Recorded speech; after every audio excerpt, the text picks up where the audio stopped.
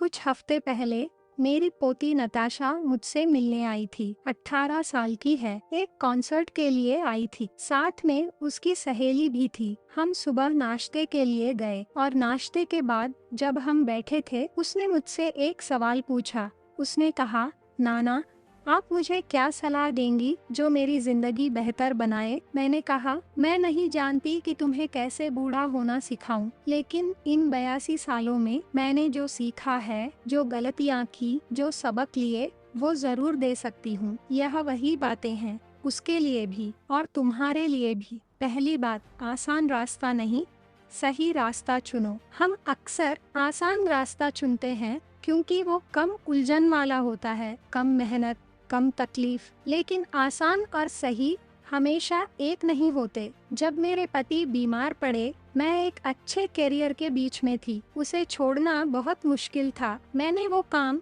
दिल से किया था। हर सुबह उठकर जाने में खुशी होती थी, लेकिन मुझे पता था सही रास्ता अपने बच्चों के साथ रहना है, उन्हें एक साथ माँ और बाप दोनों ना खोने देना। वो आसान नहीं था, लेकिन सही था और मुझे आज भी उस फैसले पर कोई अफसोस नहीं।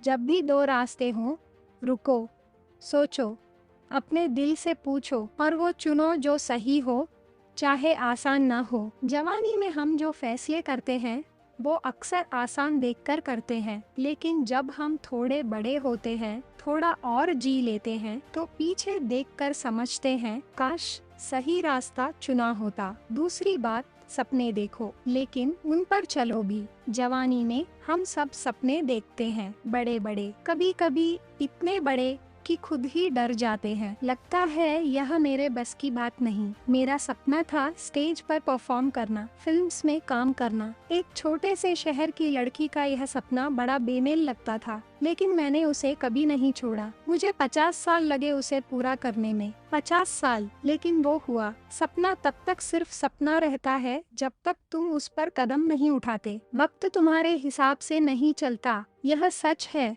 हो सकता है जो टाइमलाइन तुमने सोची हो वो तुम्हारे लिए नहीं बनी, लेकिन अगर सपना सच्चा है और तुम उस पर काम करते रहो, एक दिन वो रास्ता मिल जाता है। सपना मत छोड़ो और सिर्फ सपना भी मत देखते रहो, कुछ करो आज, अभी। तीसरी बात, जो तुम पाना चाहते हो वही दो। मैंने हर किसी को यही कहा है, जो भी तुम्हारे रास्ते में आए उसके साथ अच्छा करो, क्योंकि यह मैंने जिंदगी भर देखा है, जो तुम देते हो वही वापस आता है, हर बार, बिना किसी एक्सेप्शन के।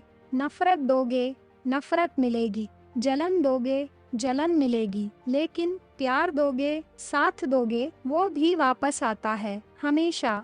कभी कभी उसी इंसान से नहीं जिसे दिया, लेकिन किसी न किसी रूप में जरूर आता है। दूसरों के साथ वैसा ही करो जैसा तुम चाहते हो कि वे तुम्हारे साथ करें। यह बहुत पुरानी बात है, लेकिन सच है और हमेशा सच रहेगी। चौथी बात, रिस्क लो और अगर गिरो तो उठो। मैंने 1000 बार कहा है, घुटनों से उठो, और आज फिर कह रही हूँ, अगर तुम रिस्क नहीं लोगे तो कुछ नहीं मिलेगा। जिंदगी सेफ रहने वालों को बहुत कम देती है। जो रिस्क लेते हैं वो गिरते भी हैं, लेकिन वो आगे भी जाते हैं। एक बगीचे की तरह सोचो, तुम बीज बोते हो, पानी देते हो, कुछ उगते हैं, कुछ नहीं उगते। क्या तुम बागबानी छोड़ दोगे? नहीं, नए बीज बोते हो और उन्हें पानी देते हो। जिंदगी भी ऐसी ही है, अगर हम अच्छे बीज नहीं बोएंगे तो कुछ अच्छा उगेगा नहीं। इस दुनिया में बहुत कुछ ओवरवेलमिंग लगता है, इतना कि लोग हार मान लेते हैं। यह बहुत मुश्किल है, यह मेरे बस की बात नहीं, लेकिन छोड़ने से कुछ नहीं मिलता, कभी नहीं। हार मत मानो, उठो, दोबारा शुरू करो।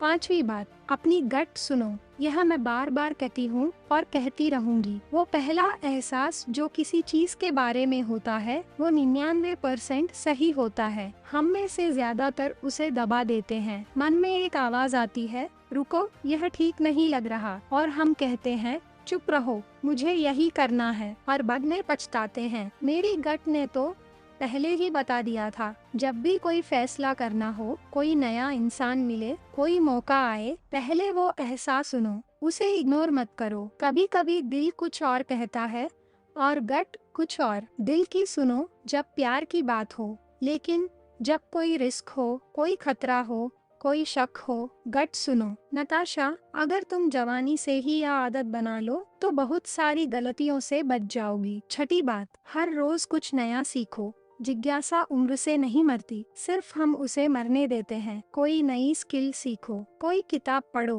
किसी से सवाल पूछो, उनकी जिंदगी में, उनके अनुभवों में इंटरेस्ट लो। जो तुम्हें दिखता है वो हमेशा सच नहीं होता। लोग बहुत कुछ छुपाते हैं, बहुत कुछ अंदर दबाए रखते हैं। अगर तुम सच में सुनोगी तो बहुत कुछ सीखोगी और शायद किसी की मदद भी कर पाओगी। इंटरनेट ने हमें सब कुछ दे दिया है। पॉडकास्ट्स हैं, डॉक्यूमेंटरीज हैं, किताबें हैं, दुनिया भर का नॉलेज तुम्हारी उंगलियों पर है। कोई बहाना नहीं है। और याद रखो, जो औरतें अपने 80 के दशक में मशहूर हुई वो इसलिए नहीं कि उनकी उम्र कम थी, इसलिए क्योंकि उन्होंने सीखना बंद नहीं किया था। कभी नहीं। सीखना बंद करना मतलब जीना बंद करना। सातवीं बात, खुद पर भरोसा रखो। किसी और की राय तुम्हारी अपनी राय नहीं बन जानी चाहिए। जब तुम बाहरी शोर को अंदर आने देते हो, लोगों की बातें, उनके जजमेंट्स, उनकी एक्सपेक्टेशंस, तो धीरे धीरे तुम्हारा खुद पर भरोसा कमजोर होने लगता है और फिर मौके आते हैं और तुम उन्हें जाने देते हो क्योंकि तुम्हें लगता है मैं कर पाऊंगी, क्या मुझ में वो है। यह सबसे बड़ा नुकसान है जो हम खुद को करते हैं। नताशा, तुम कर पाओगी, लेकिन यह तुम्हें खुद मानना होगा। कोई और तुम्हें यह नहीं दे सकता। यह अंदर से आता है। खुद पर भरोसा रखो हमेशा। आठवीं बात, दूसरे क्या सोचते हैं यह मत सोचो। मैंने अपनी जिंदगी का 3/4 हिस्सा इसी में बर्बाद किया। लोग मेरे बारे में क्या सोचते हैं, मेरी शादी के बारे में, मेरी परिस्थितियों के बारे में। जब पति बीमार थे तो लोग क्या सोचेंगे, जब वजन बढ़ा तो लोग क्या सोचेंगे, जब करियर छोड़ा तो लोग क्या सोचेंगे। और अब पीछे देखती हूँ तो सोचती हूँ यह सब एनर्जी कहाँ लगाई मैंने। जब तुम जवान होते हो तो यह बहुत मुश्किल होता है। तुम अभी खुद को ढूंढ रहे होते हो, तुम्हें नहीं पता तुम कौन हो, और तब दूसरों की राय बहुत ज्यादा मायने रखती है। लेकिन सच यह है, लोग तुम्हारे बारे में उतना नहीं सोचते जितना तुम सोचते हो कि सोचते हैं। वो अपनी जिंदगी में व्यस्त हैं। यूनिक रहो, कॉन्फिडेंट रहो, यादगार रहो, लेकिन सबसे जरूरी